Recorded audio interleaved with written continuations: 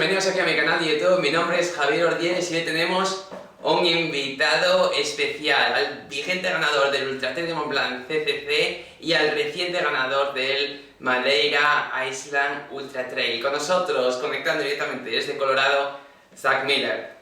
Hey, how are you? I'm good. How are you? Yeah, also good. Really happy of having you here in the YouTube channel. Okay, good. I'm happy to be here.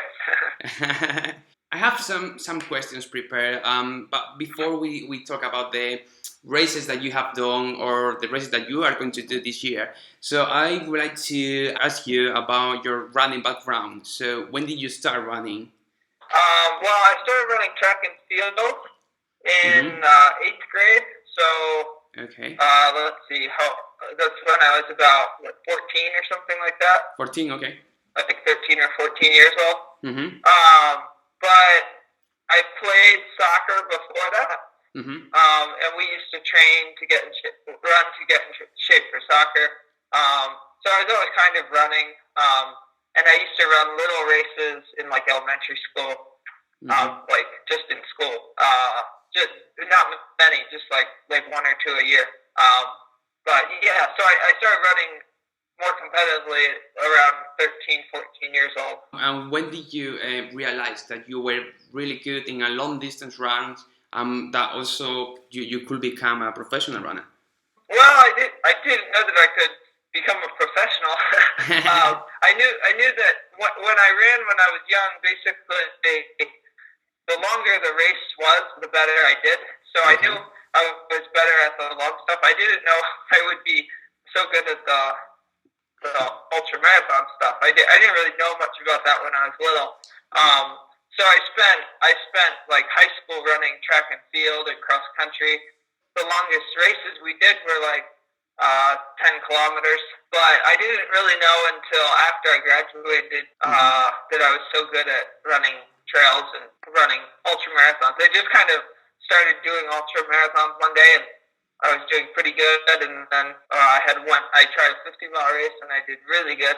And then that was kind of when I knew. When I was preparing this interview, I was trying to collect some information about you, not only from races, but also about yourself. And I found something which is quite interesting, and I think you have been asked about this maybe quite a few times as well.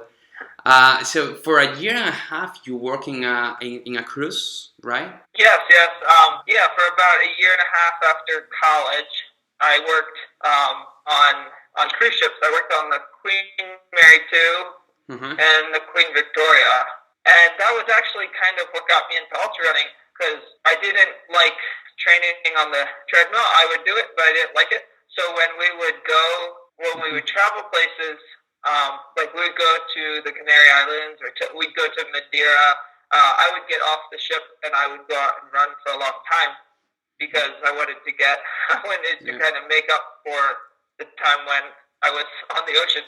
And I figured out I could run for a long amount of time, and I would run in the mountains. Yeah, so that kind of got me into ultra running. Training on the ship was not so good. I got better at it over time. By the end, I was actually like training for races on the ship, and they were actually going really well when I would get off and run.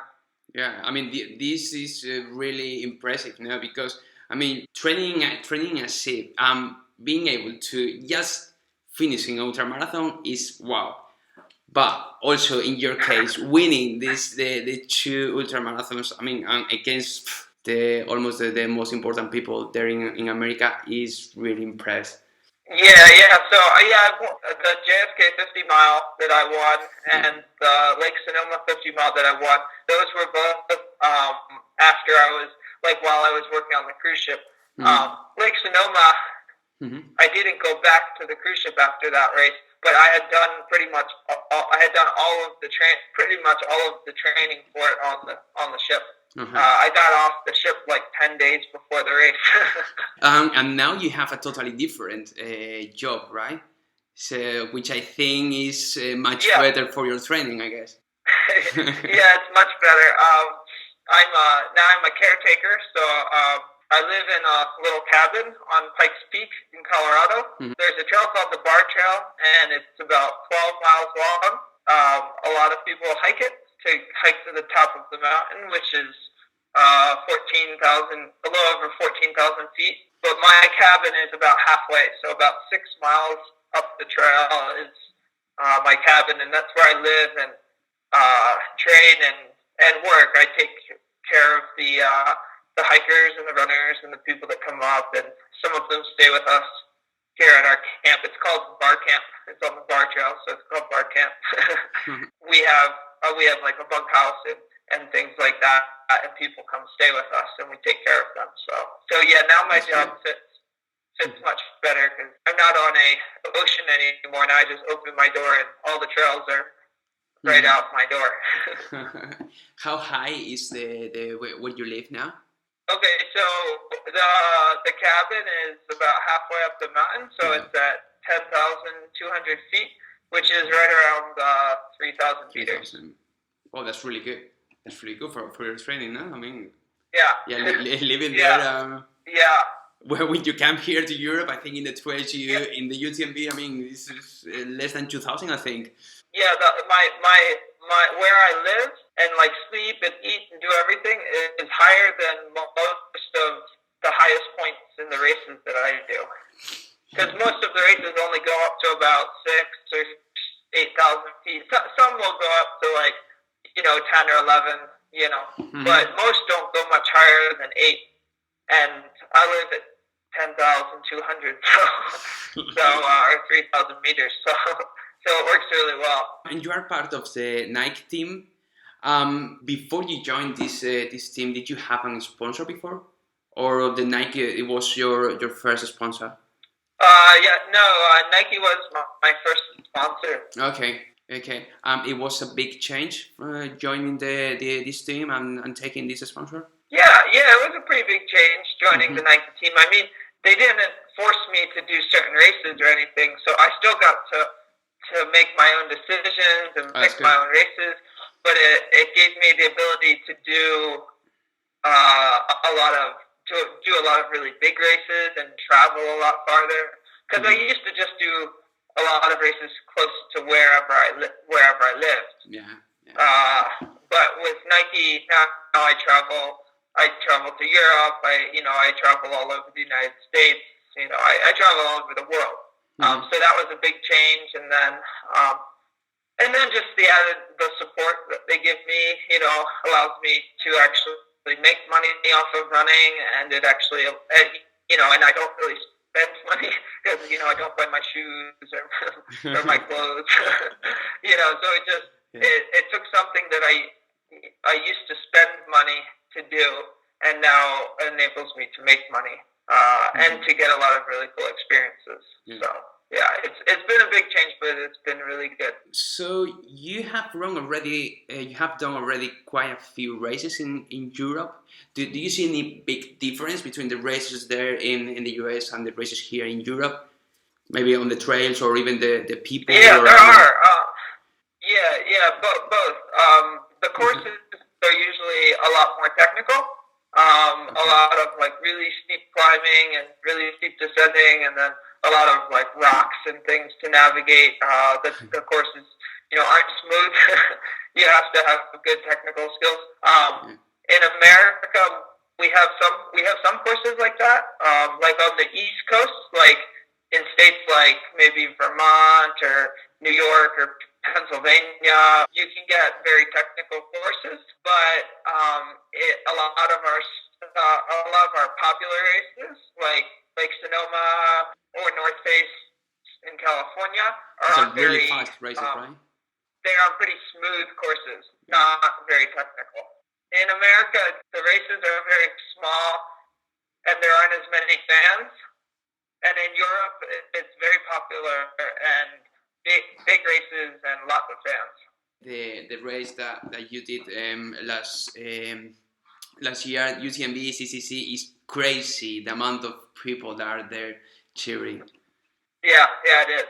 I was saying that last month you came to Spain to run the Alto Sil race, and the Alto Sil, I mean, is I think it's one of the most famous races in Spain, but it's not really common to have people coming from America to run this race, no? Because I mean, it's not an ultra marathon. I mean, it's a small race. But how was the experience of running this race? And also, I think you were few days with the guys from the organization. So how was that experience? Oh, it was a great experience. I loved Alto Steel. It was a lot of fun, and the atmosphere was just really special. The course was really difficult and challenging, and the runners there were good. And last week you were in the Madeira Island running the ultra trail there. Already fully recovered or still with the tired legs? No, not fully recovered. Pretty much all of the soreness is gone, but my legs are still tired. It will be a little while till I feel fast.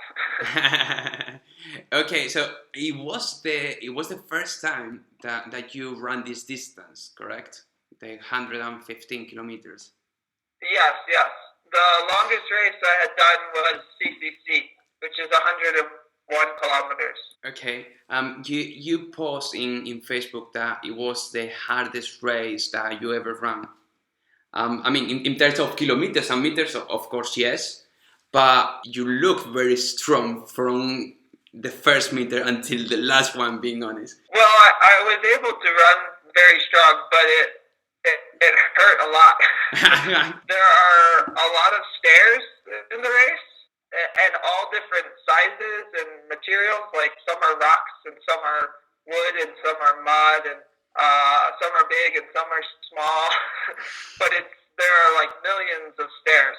The course was beautiful, one of the most beautiful courses I've ever run, but it was very, very challenging, especially because at the end, the last 25 miles, you have some climbing, but you have mostly descending, and it really hurts to run down on legs that are so tired. I wanted to ask you for how was the last miles of the race, because I mean, it was your first time, so you are not really used to this distance. So I want to ask you, how was this 10, 15, or 20 last miles of the race? They were really hard. My body actually ran pretty well during them, but my mind was very, very tired. Really? I was in a lot of pain physically, but mentally I just really wanted to be done.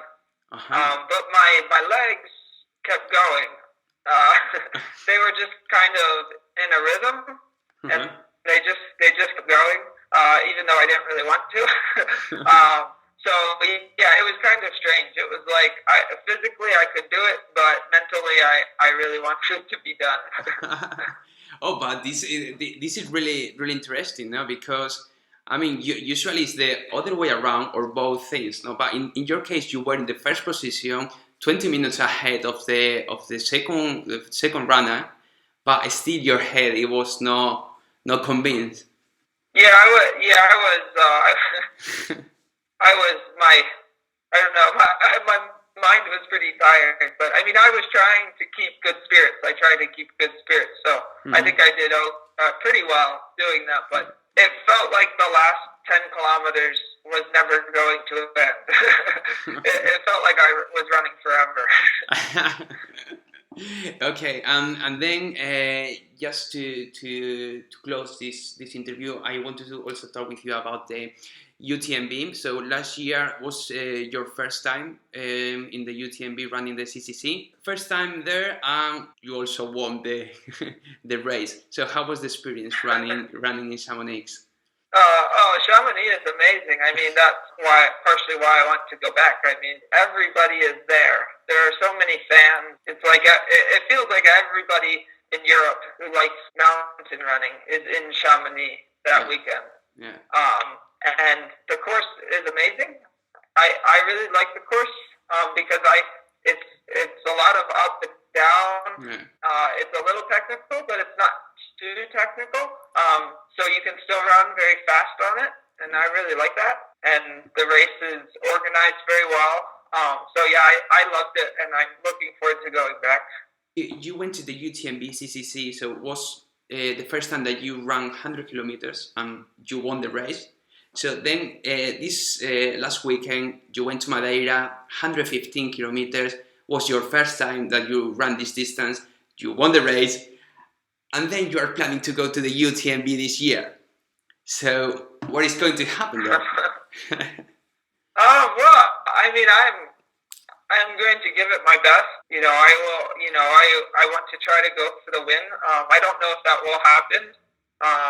You know, see how I recover here, and if I can train myself right to do that, and if I can have a good day at UTMB.